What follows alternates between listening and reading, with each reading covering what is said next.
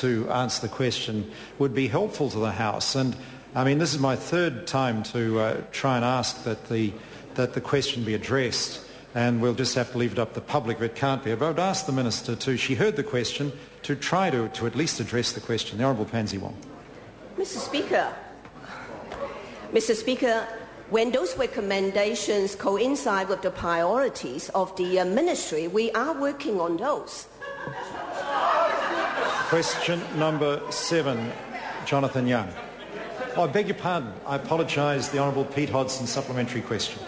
To the Minister, did she discuss the goal of getting more women into leadership roles when she visited the Lianyong Supreme Hovercraft Limited in China? The Honourable Pansy Wong. Mr. Speaker, I am not too sure what that question is all about. That particular women in leadership is for New Zealand, and I addressed that throughout New Zealand with the women's concern. The Honourable Pete Hodgson. Was she acting in her ministerial capacity when she signed herself as, quote, Minister of New Zealand Government, close quote, on a document for Lianyong Supreme Hovercraft Limited and for Pacific Hovercraft Limited?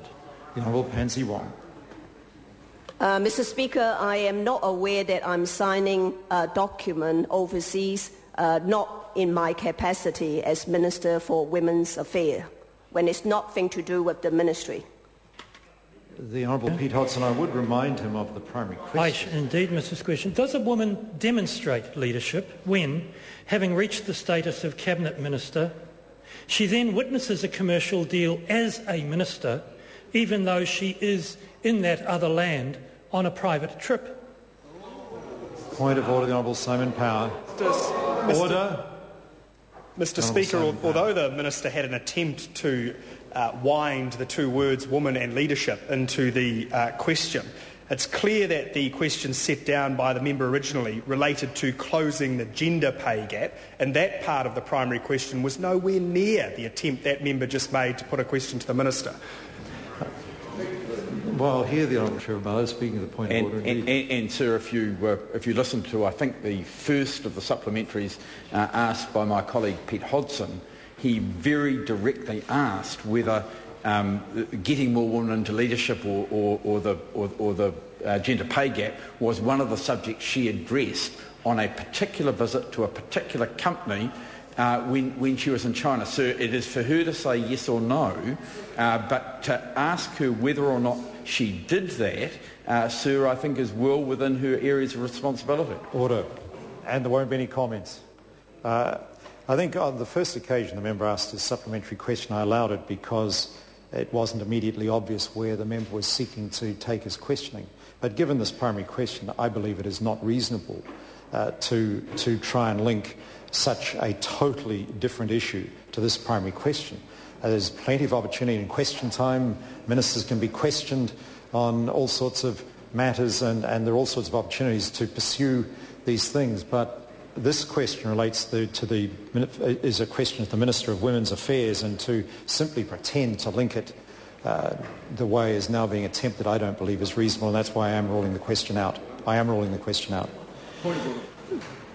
Point of order, the Honourable Trevor Mallard. Mr. Speaker, I listened carefully to your comments, sir.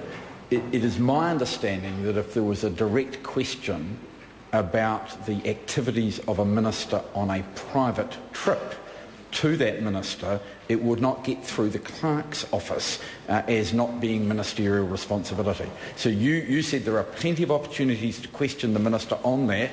My submission to you is that if members here attempted to ask a question based on the misbehaviour of a minister on a private trip. The member will resume his seat immediately. He knows he's departing from standing orders there. The member is a particularly talented member when it comes to finding ways to achieve things in this House. And it's not beyond my simple wit to work out how such a question would be asked, and I'm sure it's not beyond that member's wit to work out how to pursue if this matter is of interest to the opposition.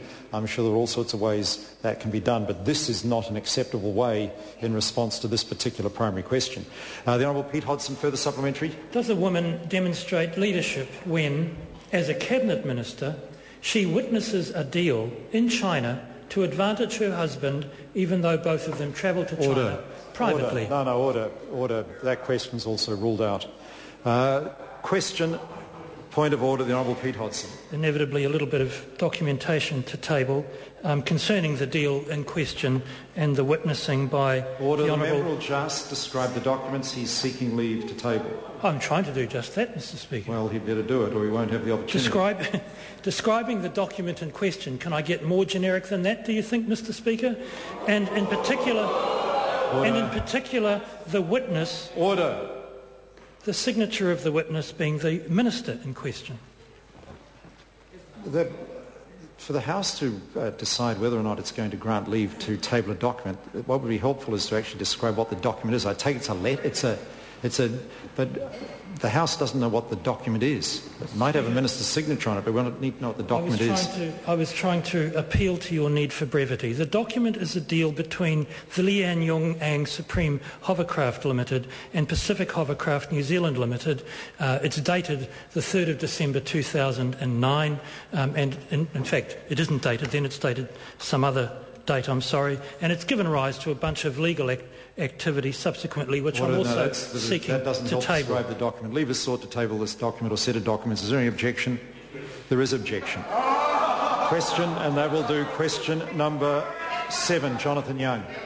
Thank you, Mr Speaker. My